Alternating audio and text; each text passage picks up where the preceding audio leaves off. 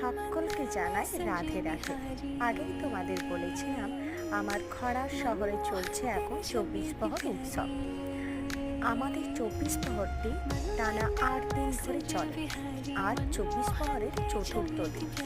আজকের দিনের রীতি অনুসারে দুপুরের বেলায় 24 প্রহরটি ভেঙে আবার জুড়ে 4 দিন চলে।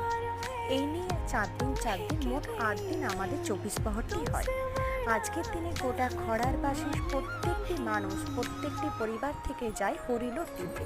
হরিলোট অর্থাৎ বাতাসা মিষ্টি নানা রকমের সামগ্রী দিয়ে রাধাবল্লভ জিউকে পুজো দেওয়া হয়।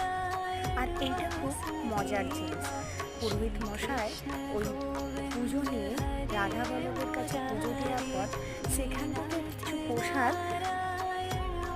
হরিলোট দেয়, যেটা কুড়াবার জন্য শয়ে শয়ে মানুষ ওখানে বসে থাকে।